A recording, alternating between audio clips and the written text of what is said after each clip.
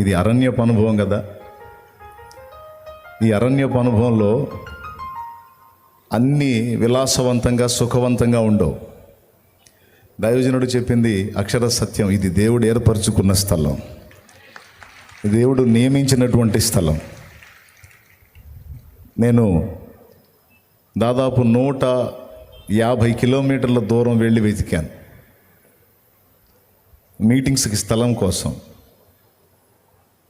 7 కిలోమీటర్లలో దేవుడు ఏర్పాటు చేశాడు. చిలకలూరుపేట నుంచి 150 కిలోమీటర్ల దూరం పోయి వెతికాను. నాకు అరణ్యపు అనుభవం అంటే ఇష్టం. అరణ్యపు అనుభవం అంటే ఇష్టం. నన్ను వెంబడించేటువంటి బిడ్డల్ని కూడా అరణ్యపు అనుభవానికి అలవాటు చేయాలన్నది నా ఆశ. ఎందుకంటే పరిశుద్ధ గ్రంథంలో మనం పరిశీలనగా చూస్తే అరణ్యపు అనుభవంలో అనేకమైన ఆశీర్వాదాలు పొందుకున్నట్టు బైబిల్లో ఉంది. మీరు చకచక చూస్తాను అంటే నేను టపటపా చెప్పేస్తాను. బైబిల్ ఉంటే ఇంట్రెస్ట్ ఉంటే తీయండి, ఏముందిలే అంటే వదిలేసేయండి. ఏముందిలే అని ఎవరు అనుకోరని నేను అనుకుంటున్నా. చూడండి, అరణ్యపు అనుభవాన్ని గురించి దేవుని వాక్యం చెప్పినటువంటి సత్యం. యేసు ప్రభు బాప్తిస్మం పొంది ఒడ్డుకొచ్చిన తర్వాత పరిశుద్ధాత్మ ఆయనను ఎక్కడికి కొనిపోయాడని రాస్తుంది? అరణ్యానికి కొనిపోయాడని రాస్తుంది. అరణ్యంలో ఆయన కొన్ని రోజులు ఉన్నాడు. ఇంచుమించు 40 దినాలు అక్కడ ఉన్నాడు. 40 దినాలు అక్కడ ఉండి అక్కడ గడిపి ఆయన తిరిగి గలిలయకు వచ్చేటప్పుడు ఆత్మ బలముతో నిండుకున్నాడు అని ఉంది. ఆత్మ ఆయనని ఊళ్ళో తిప్పటానికి ముందు అరణ్యపు అనుభవంలోనికి తీసుకెళ్ళాడు. అరణ్యపు అనుభవంలో ఆయన ఆత్మ బలాన్ని పొందాడని తన గ్రంథంలో దేవుడు రాయించాడు. లూకాసు వార్త 4వ అధ్యాయం మీరు మొదటి నుంచి చూడగలిగితే ఆ మాట రాస్తుంది. యేసు పరిశుద్ధాత్మ పూర్ణుడై యోర్దాను నది నుండి తిరిగి వచ్చి 40 దినములు ఆత్మ చేత అరణ్యములో నడిపింపబడి అపవాది చేత శోధింపబడుచుండెను. ఆ దినములలో ఆయన ఏమీయూ తినలేదు. దేవునికి స్తోత్రం కలుగును గాక. తర్వాత 14వ వచనం మీరు చూడగలిగితే, అప్పుడు యేసు ఆత్మ బలముతో గలిలయకు తిరిగి ఎప్పుడు ఆత్మ బలముతో నిండుకున్నాడు? 40 దినములు అరణ్యపు అనుభవంలో ఆయన ఉన్న తర్వాత మళ్ళీ ఒక 40 రోజులు ఇంకా లేడు. బాప్తిస్మం పొందాడు. పొందిన వెంటనే లైన్లోకి వెళ్ళాడు. 40 డేస్ అక్కడ గడిపాడు. ఆ తర్వాత పగలంతా తిరిగి ప్రకటిస్తూ, రాత్రంతా కొండకు వెళ్ళి ప్రార్థిస్తూ, అలా ఏ రోజుకు ఆ రోజు ప్రార్థన చేసుకున్నాడు తప్ప మళ్ళీ ఒక 40 రోజులు ఆయన వెళ్ళి ప్రార్థన చేసిన అనుభవాన్ని మనం చూడం. ఒకే ఒక్కసారి అలాంటి పని చేశాడు ఆయన. అరణ్యపు అనుభవంలో మనకు దొరుకుతున్నది ఏంటంటే సౌఖ్యం, సౌకర్యం, విలాసం కాదు. అక్కడ ఉపవాసం, అడవి జంతువుల మధ్య సంచారం, అక్కడ మనుషులు, లోక సంబంధమైన మనుషులు ఎవరు ఉండరు. అడవిలో ఏముంటాయి? జంతువులు ఉంటాయి. మనుషుల మధ్యలో నుంచి తీసుకెళ్ళి మనుషులకు వేరుగా అరణ్యంలో ఆయనను సంచరింపజేశాడు. అరణ్యంలో ఆ అనుభవాలు పొందిన తర్వాత ఆయన ఆత్మ బలముతో నిండుకొని గలిలయకు వచ్చాడు అని రాస్తుంది. ఆ తర్వాత ఇంకో మాట కూడా రాస్తుంది. ఆత్మ బలముతో ఆయన నిండుకొని గలిలయకు వచ్చిన తర్వాత ఆయన కీర్తి ఆ ప్రదేశం అంతటా కూడా ప్రసిద్ధమైంది అని రాస్తుంది. అరణ్యపు అనుభవంలో ఆత్మ బలం దొరుకుతుంది. మీ శరీరాలు కొంచెం అసౌకర్యాన్ని అనుభవించవచ్చు, పర్వాలేదు. నేను నిన్నగాక మొన్న చెప్పాను, నైటు ఇనాగ్రేషన్ రోజు చెప్పాను. నేను ఇక్కడ విలాసం ఉండదు, సుఖవంతమైన అనుభవం ఉండదు, ఏసీలు ఉండవు, ఫ్యాన్లు ఉండవు. నువ్వు కోరుకున్న ఆహార పదార్థాలు ఉండవు, హాయిగా విశ్రాంతి పొందడానికి అనువైన ప్రదేశము కాదు. కానీ ఒకటి మాత్రం దొరికింది ఇక్కడ నీకు, నీ ఆత్మకు బలం దొరికింది ఇక్కడ, నీ ఆత్మకు శక్తి దొరికిద్ది, నీ ఆత్మకు జీవం దొరికిద్ది, నీ ఆత్మ ప్రభావంతో నింపబడే అనుభవం మాత్రం ఇక్కడ దొరికిద్ది. అరణ్యంలో అది మాత్రం దేవుడు ఏర్పాటు చేశాడు. నువ్వు నమ్మినా నమ్మకపోయినా ఇది నిజం. గడిచిన సంవత్సరంలో వచ్చి గడిపిన వాళ్ళకి కొంతమందికి కొన్ని అనుభవాలు తెలుసు. గడిచిన సంవత్సరంలో దేవుడు ఏ కార్యాలు చేశాడో చాలామందిలో సాక్ష్యాలు ఉన్నాయి. ఈరోజు ఇక్కడ గడుపుతున్న వాళ్ళ జీవితాల్లో కూడా రాబోతున్న రోజుల్లో సాక్ష్యాలు లేవబోతున్నాయి. ఎందుకంటే మనం ఆయన సన్నిధిని ప్రేమించి పడుతున్న ఈ ప్రయాస, ఆయన సన్నిధిలో పడి గోజాడుతున్న ఈ అనుభవాన్ని ఆయన మర్చిపోయే దేవుడు కాదు.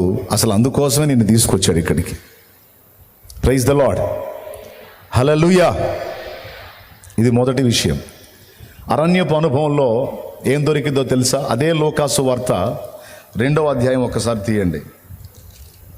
లూకాసు వార్త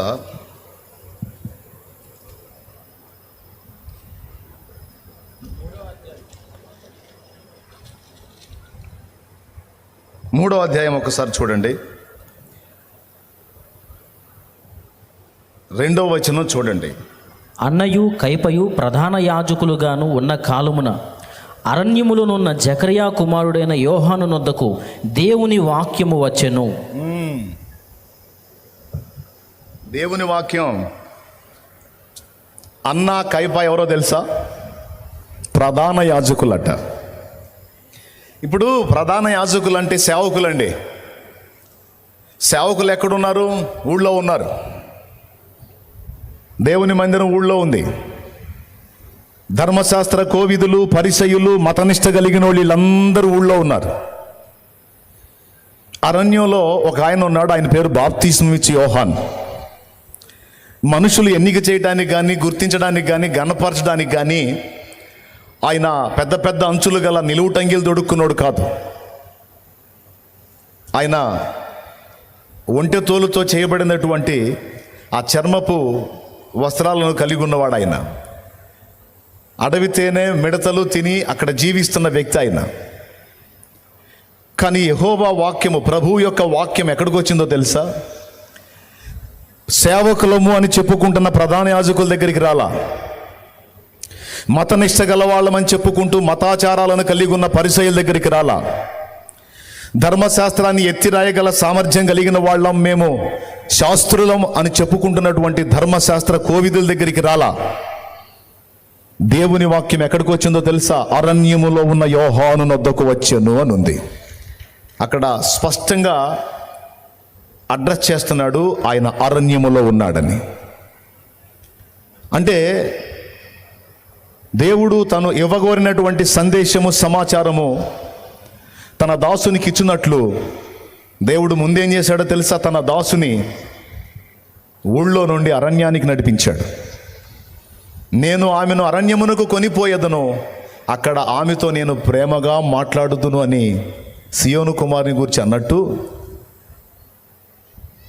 దేవుడు అరణ్యపు అనుభవంలోనికి మనల్ని తీసుకొచ్చాడు అంటే తన స్వరాన్ని అక్కడ వినిపించడానికి దేవుడు అలా తీసుకొచ్చాడు. బాప్తిసం ఇచ్చి యోహాన్ని ఎలా అరణ్యానికి తెచ్చాడు?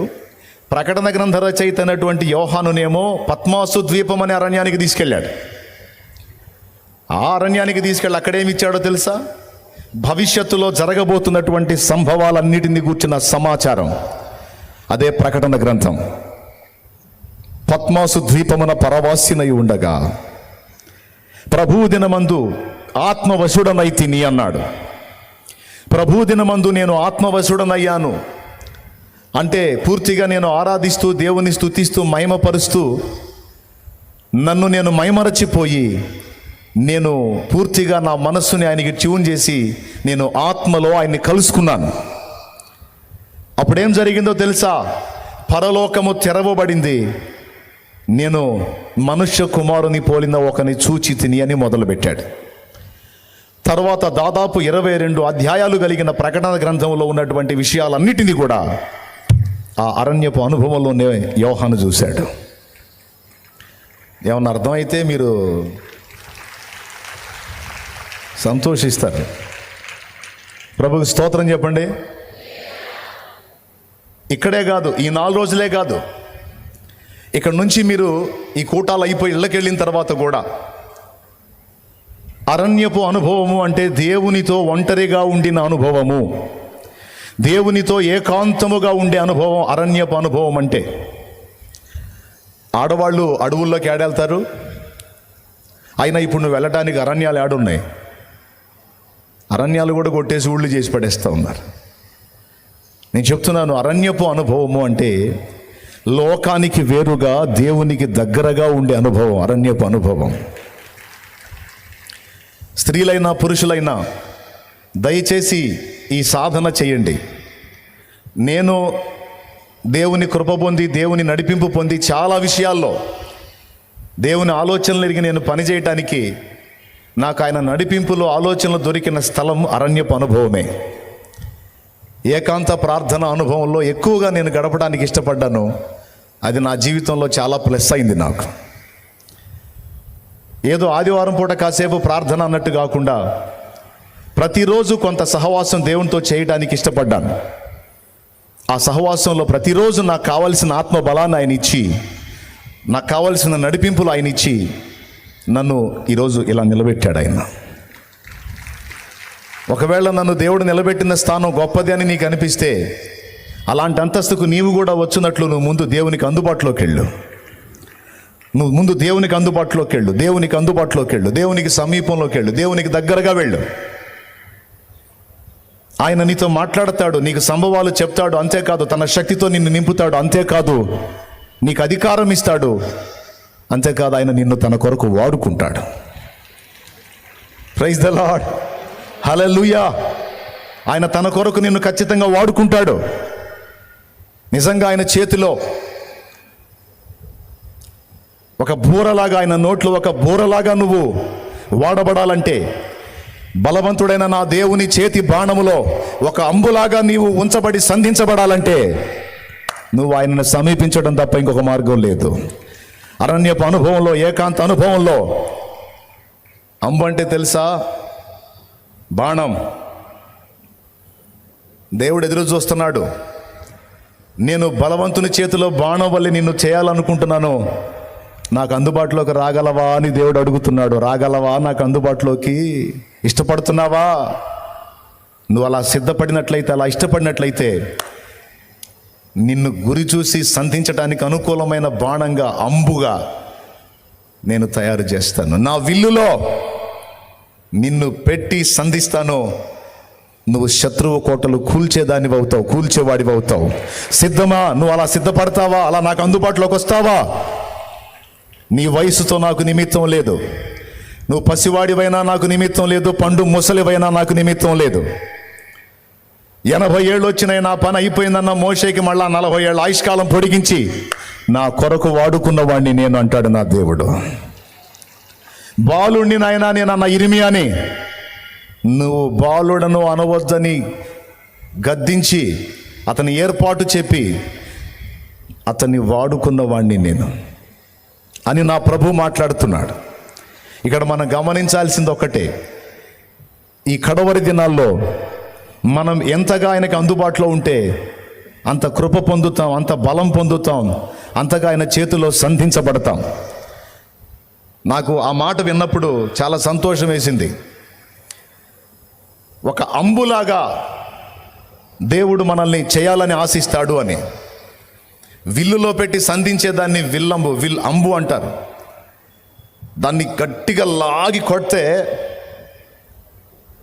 ఏదైతే రీచ్ అవ్వాలనుకున్నాడో, ఏదైతే చేయాలనుకున్నాడో అది అయిపోద్ది అంతే, పడిపోద్ది అంతే. అక్కడ మన గుండెల్లో ఎలాంటి రోషం ఉండాలో తెలుసా? నా తండ్రి, శత్రువు కోటల్ని కూల్చే ఒక అంబులాగా నన్ను తయారు చేయవా అని అడగాలి దేవుడిని. నా హృదయంలో అయితే అదే ప్రార్థన, నా హృదయంలో అదే ఆరాటం. ప్రారంభం నుంచి కూడా నా ప్రార్థన అదే. శత్రువు గుండెల్ని చీల్చే ఒక అంబులాగా నన్ను తీర్చిదిద్దు. వాడికి మనశ్శాంతి లేకుండా చేయాలి, వాడిని ప్రశాంతంగా ఉండనేయకూడదు. నన్ను ఎట్లా తీర్చిదిద్దుతావో నాకు తెలియదు, నన్ను నేను నీకు అప్పగించుకుంటున్నా ప్రభు అని నా దేవుడికి అప్పచెప్పుకున్నా. నా తండ్రి చాలా కార్యాలు చేశాడు, చేయబోతున్నాడు, ఇంకా చూస్తారు. ఇది మొదలు, ఈ సంవత్సరం ఇది మొదలు, ఇంకొంది, ఈ సంవత్సరం అంతా ఉంది కార్యాలు. కొట్టు, విశ్వాసంతో కొట్టు, కొట్టు, ఈ సంవత్సరం అంతా ఉంది. వాడికి ఆటే ఆట. ఎవడికి? లూసిఫర్ గాడికి. వాడు బాగా డిస్టర్బ్ చేశాడు నన్ను ఈ సంవత్సరం, బాగా కదిలిచ్చాడు అన్నాడు, బాగా రెచ్చగొట్టాడు, పిచ్చి లేపాడు నాకు. వాడికి ఎక్కిస్తాయిక దేవుడి శక్తితో. దేవునికి స్తోత్రం కలుగునుగాక. హల్లెలూయా.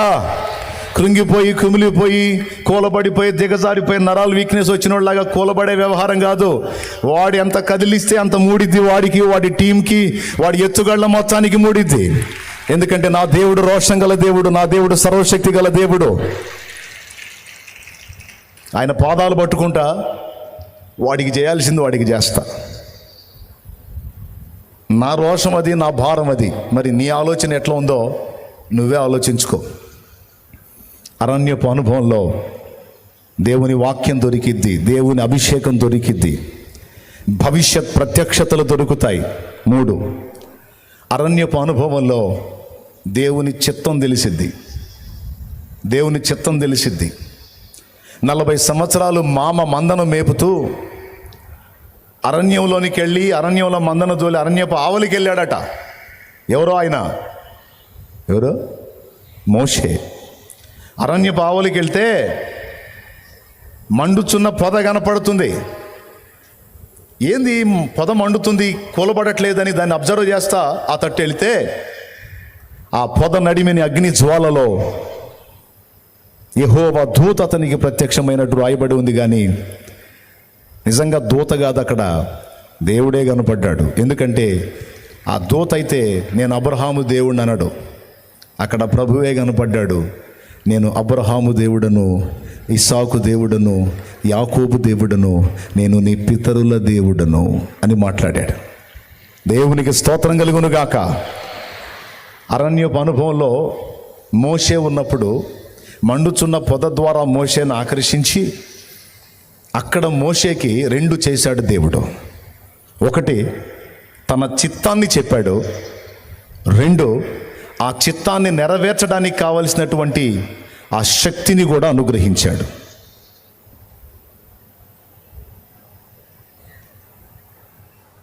రెండు దొరికినాయి మోషేకి. తన చిత్తం ఏంటో చెప్పాడు. అయ్యా, అంతమంది జనాన్ని నేను తీసుకొని రావడానికి, అప్పట్లో అగ్రరాజువాడు ఫరో, వాడిని ఎదిరించడానికి నాకు శక్తి లేదే అంటే, ఆ శక్తి నేను ఇస్తాను నీకు. వాడి గుండెల్లో నిద్రపోయే శక్తి నేను ఇస్తా. నువ్వు బలహీనుడివే కావచ్చు, కానీ నీకు తోడై ఉన్న నేను బలహీనుడిని కాదు. నేను భూమి ఆకాశాల సృష్టికర్తని. నరుడికి నోరిచ్చిన వాడిని, కాళ్ళు చేతులు ఇచ్చిన వాడిని, కళ్ళు ఇచ్చిన వాడిని, చెవులు ఇచ్చిన వాడిని, మానవ జాతి మొత్తాన్ని నిర్మించిన వాడిని నేను నీకు తోడై ఉన్నాను. సరే, నేను అక్కడికి ఏం తీసుకొని పోవాలి? కత్తులు, కటార్లు, మందుగుండు సామాగ్రి ఏం అవసరంలా. నీ దగ్గర ఏముంది? గొర్రెల్ని తోలే కర్ర, ఆ కర్ర చాలు పో అన్నాడు. దేవుడు ఆ కర్రకే శక్తినిచ్చి దాని ద్వారానే ఇశ్రాయేలు సర్వ సమాజాన్ని 6 లక్షల కాల్బలాన్ని నడిపించి, సముద్రాన్ని పాయలు చేసి, బండను చీల్చి, నీళ్లు రప్పించి, ఐగుప్తులు అన్ని అద్భుతాలు చేసి, మొత్తం కూడా ఆ కర్రతోనే చేశాడు. ఇంకేమన్నా చేశాడా? ఇంకేమన్నా ఆయుధాలు ఇచ్చాడా? ఈటలు, బరిసెలు, బల్యాలు, కత్తులు, కటార్లు ఏమన్నా ఇచ్చాడా? నో. అరణ్యపు అనుభవంలో 4వ విషయం ఏంటంటే దైవ చిత్తం తెలిసిద్ది. అంతేకాదు, ఆ చిత్తం నెరవేర్చడానికి కావలసిన శక్తి, బలం, ఆ ప్రభావం కూడా నింపబడింది. ఇదంతా అరణ్యపు అనుభవంలో దొరికే అంశం. ప్రభువుకు మహిమ కలుగును గాక. ఈరోజు ఇక్కడికి వచ్చిన మీ అందరూ కూడా అలాంటి అనుభవానికే వచ్చారు.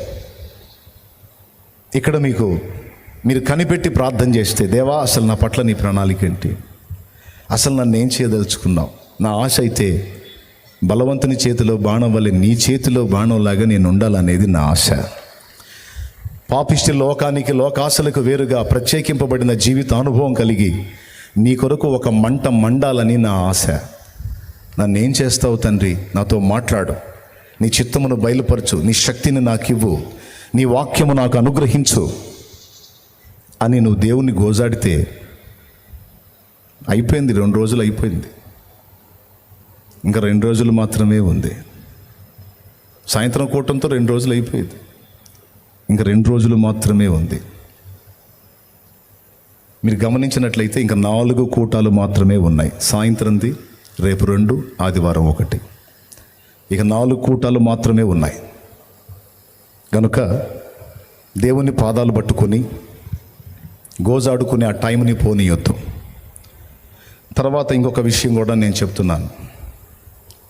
ఈ అరణ్యపు అనుభవంలో మనం ప్రవేశించి ఈ అనుభవాల ద్వారా అనేకం పొందుకోవాలి అంటే ఫస్ట్ ఒక పని చేయాలి. ఏంటంటే యేసు ప్రభు చేసిన పని.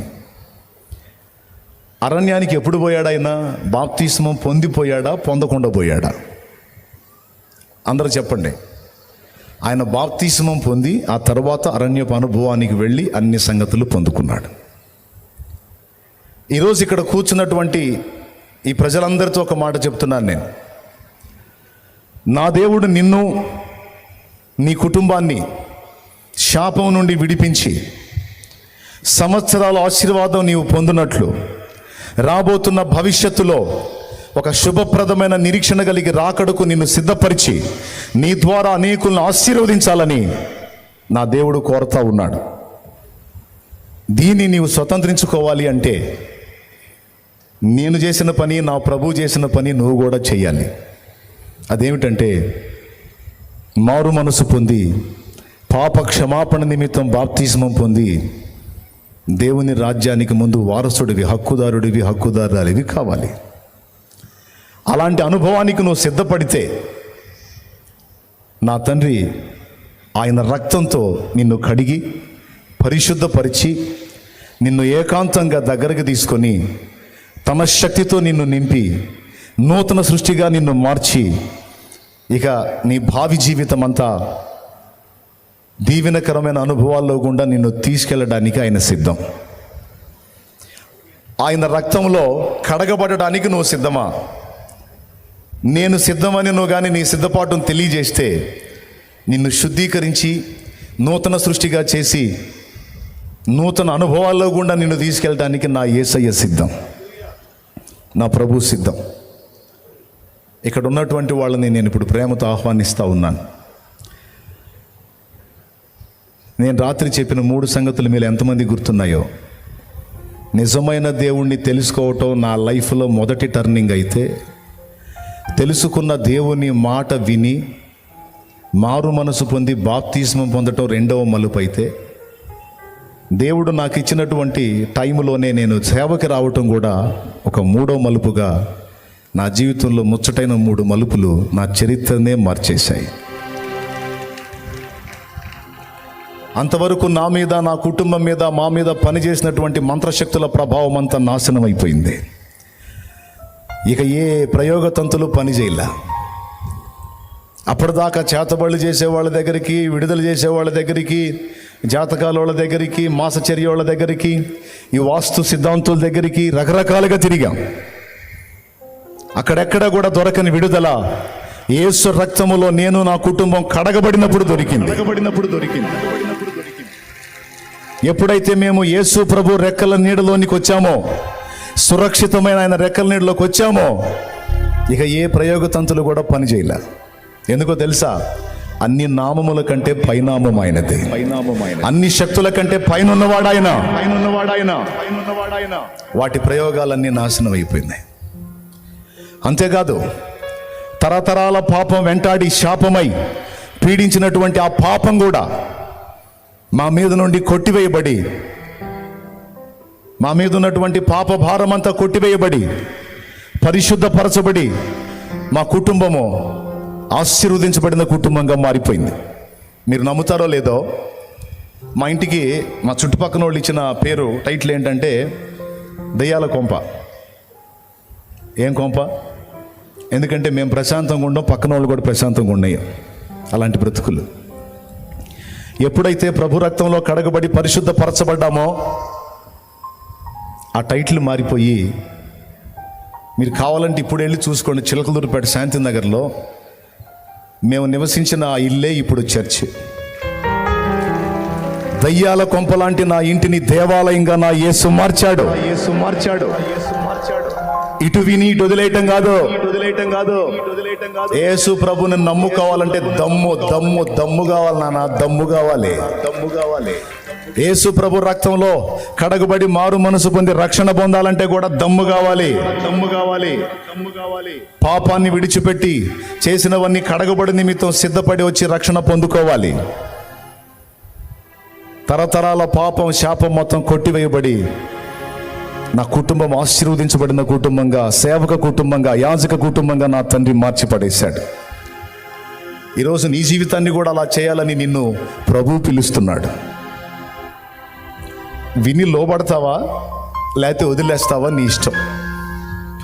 లేదన్నా నేను సిద్ధపడ్డాను, మారు మనసు పొంది ప్రభు రక్తంలో కడగబడాలని నేను ఫిక్స్ అయిపోయాను, నువ్వు ఇస్తే నేను ఇప్పుడు బాప్తిస్మం తీసుకుంటానన్నా అన్నోళ్ళు ఎవరున్నారో ఒకసారి మీ చెయ్యొద్దండి. నేను సిద్ధపడ్డానని చెయ్యెత్తిన అలా లేచి నిలబడండి. నా కుటుంబం విమోచింపబడినట్లు నీవు నీ కుటుంబం విమోచింపబడినట్లు నీ జన్మ కర్మ పాపాలన్నీ కడగబడు నిమిత్తం, ప్రభు యొక్క పరిశుద్ధ రక్తములో నీ పాపాలన్నీ కడగబడు నిమిత్తం నువ్వు సిద్ధపడినట్లయితే, నిజంగా నీ తీర్మానం స్థిరమైతే రా, ముందుకు వచ్చేసాయి. దారిటయా మొత్తం అడ్డాలు కట్టారు, దారిటు. అదిగో అటుపక్క మ్యాట్ ఉంది, ఇటుపక్క కూడా ఒక దారి మ్యాట్ ఉంది. ఆ మ్యాట్లో కూడా అలాగ వచ్చేసేయండి త్వరగా. ఎవరైతే సిద్ధపడ్డారో,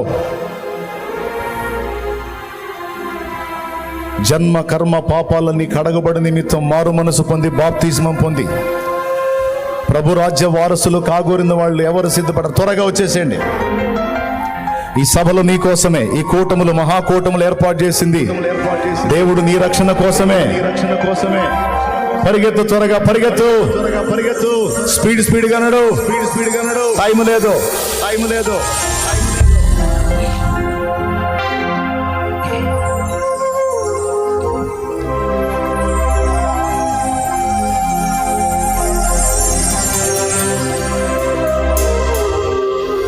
స్పీడ్గా వచ్చేసేయండి. రక్షణకు సిద్ధపడి వాళ్ళు వచ్చేయండి త్వరగా.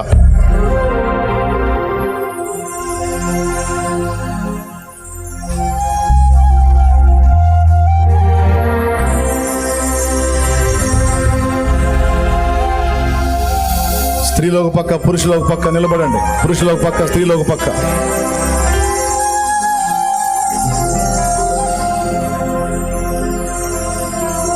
ఇంత భారీ ఏర్పాటు నీ కోసమే, నీ రక్షణ కోసం ఎంత రిస్క్ చేశాడో చూడు నా ప్రభు.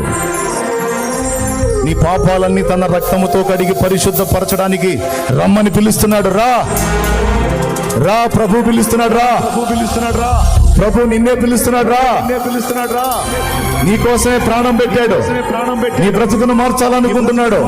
నీ శాపం నుండి నిన్ను విడిపించాలనుకుంటున్నాడు. నిన్ను రక్షించాలనుకుంటున్నాడు. తన రక్తముతో నిన్ను కడిగి క్రొత్త సృష్టిగా చేయాలనుకుంటాడు. రా నా ప్రభు పిలుపు విని నేను లోబడ్డాను. నా జన్మ ధన్యమైంది. సాతాను కుట్రలు కుతంత్రాలన్నీ నిర్మూలమైపోయినాయి. త్వరగా రావాలి. త్వరగా స్పీడ్గా నడవండి. స్త్రీలు ఒక పక్క నిలబడండి, పురుషులు ఒక పక్క నిలబడండి.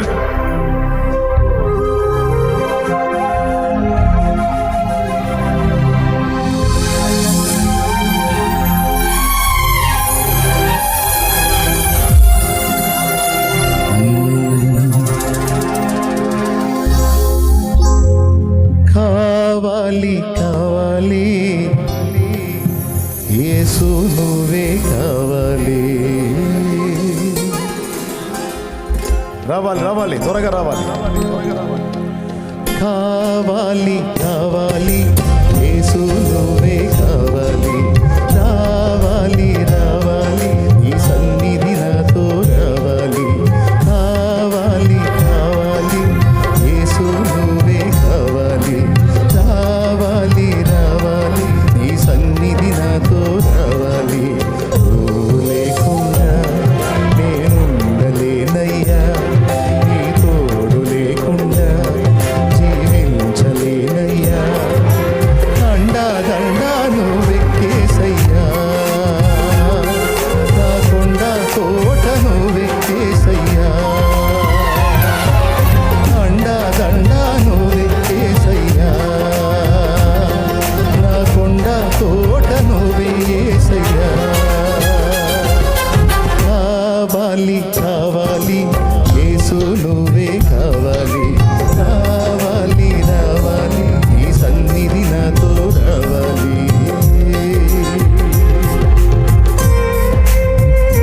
బాప్తిస్మానికి సిద్ధపడ్డ వాళ్ళు మాత్రమే రండి.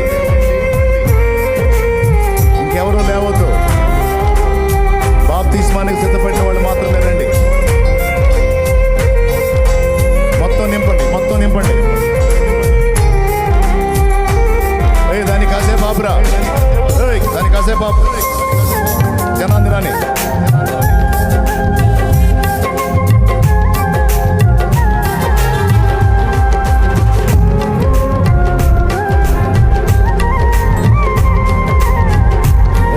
త్వరగా రానే, స్పీడ్గా రానే.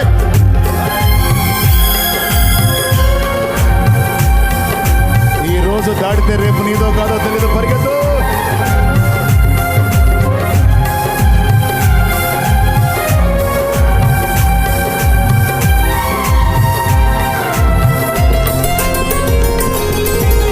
నా క్షేమాధారము నువ్వే ఈ జగతిలో, ఆక్షేపణ చెయ్యను నేను ఏ కొరతలు.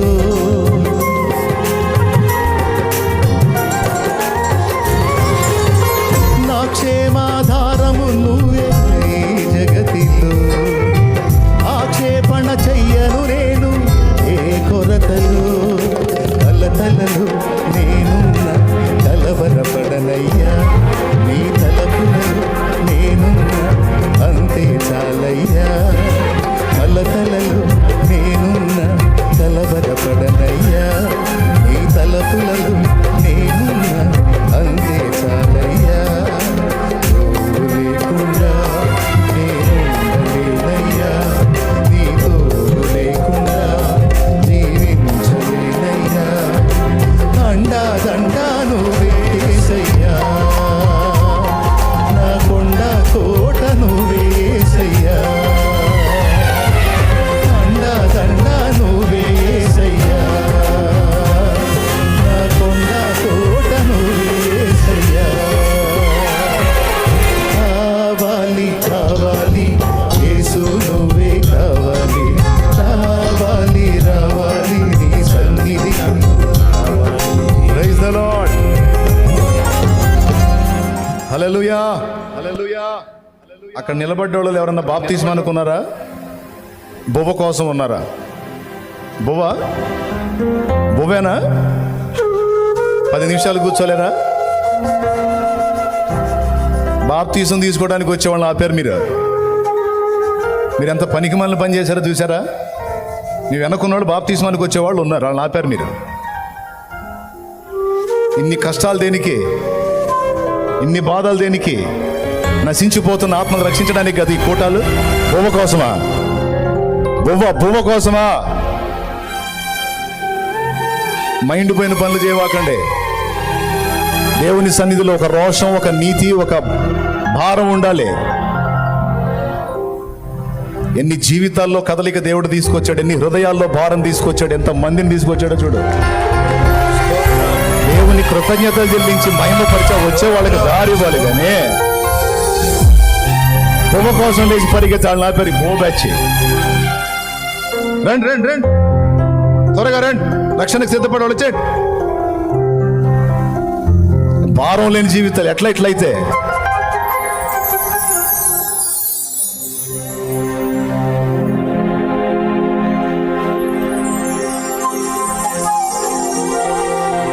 కూర్చుందాం. ఎక్కడోళ్ళం అక్కడ, రక్షణ పొందిన వాళ్ళు కూర్చోండి అక్కడ ఎక్కడోళ్ళు అక్కడ కూర్చోండి. సంతలో తిరిగినట్టు తిరగొద్దు. నేను ఆమెనని చెప్పినప్పుడు కదా మీరు కదలాల్సింది. కానుకలు పట్టమని చెప్పారు నాకు. కానుకలు కాదురా, ఆత్మలని చెప్పాను నేను. డబ్బులు కాదురా, అవసరమైతే అప్పులు చేస్తా, ప్రాబ్లం లేదు. కానీ నశించిపోతున్న ఆత్మలు కావాలరా. ఈ బాధ, ఈ పరితాపం, ఈ ఏడుపు, ఈ కన్నీళ్ళు, నరకం నుంచి ఒక ఆత్మను కాపాడాలని, నిత్యం మండే నరకం నుంచి ఒక ఆత్మను తప్పించాలని.